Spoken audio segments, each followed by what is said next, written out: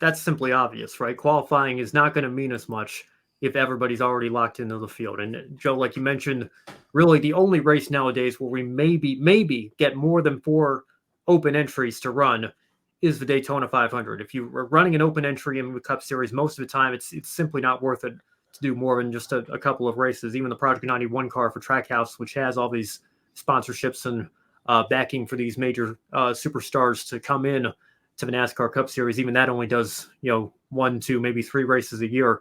So I look at this and I say to myself, if we're going to do qualifying, if the question is how do we make qualifying mean more, you have to either reduce the size of the field, or you have to do something like, I guess, get rid of a charter system and bring the cost down so that more cars show up. But qualify. So in the case of the Clash year, for example, we do have a smaller field size because you can't put 36 cars on a track this short. So obviously there was a lot of drama to see who was going to get into the back of the field or not. And you have some big names like Austin Dillon. I think was probably the biggest surprise. I know that he had a down year last year and isn't necessarily a superstar of the Cup Series, but when it comes to this race, he's run very well each of the previous 2 times we've run it.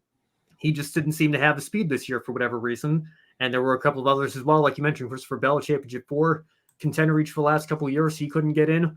So there is some drama and stakes to it. And I always go back to the Indianapolis 500 on this question, Joe, because, if you think about it this way, if you're a Scott Dixon fan, your guy has to qualify every year.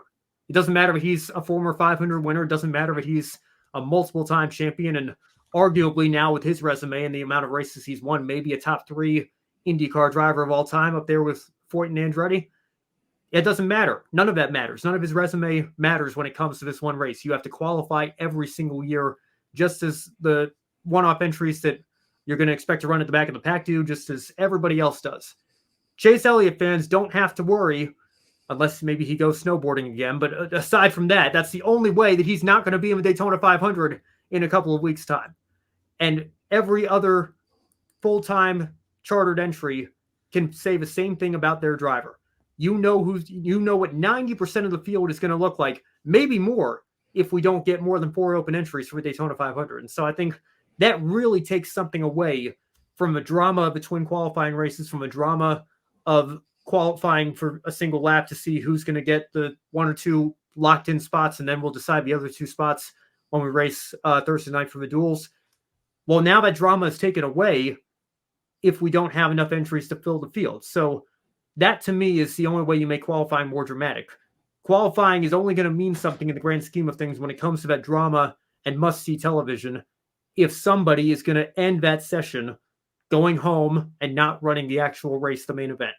And until that happens, to me, I don't think that qualifying is necessarily appointment television, because the only thing we're really doing is setting the starting lineup and I guess pit selection as well, like you mentioned, Joe. But that's what you have to do to make qualifying must-see television, is bring the field size down or make sure more cars are showing up. If you're not going to have that, you're not going to have an entertaining show. And that was the thing with the smaller field in the Clash. I was just glued. I haven't been watching the times in qualifying, especially for NASCAR, in a long time. Maybe the Daytona 500 just to see who gets the pole and the second spot, because those are the only 2 locked in. Everybody else, you're in the dual races trying to secure your spot. But I felt it was a lot more entertaining, because sometimes those last chance qualifying races, we've seen the top 2, they just drive away. So unless you get a late caution, that's where the chaos is going to occur. Some of the heat races, you might see a good battle for that transfer spot, the last one. Sometimes it could just be a green flag. They all got spread out, and I felt this was really great. And the thing I think made it really good too was the groups. We saw that first group go out. Then those times were really slow compared to the second group, the third, the fourth group. But then that 5th group is when we saw, hey, the track has changed some more, so we're not seeing faster times. So that last group, when you had Chase Elliott, Christopher Bell, Chris Buescher, which I thought they're going to have the advantage. No, they were. When we were seeing that Christopher Bell, Chase Elliott were in the 30s with 2 minutes to go, I was just thinking, there's a chance Chase Elliott's going to go home and miss the Clash.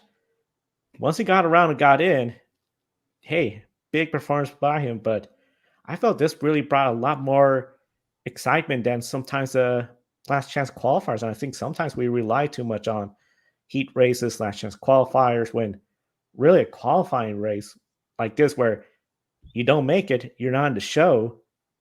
I think the novelty is just feels stronger just because we haven't seen it in NASCAR.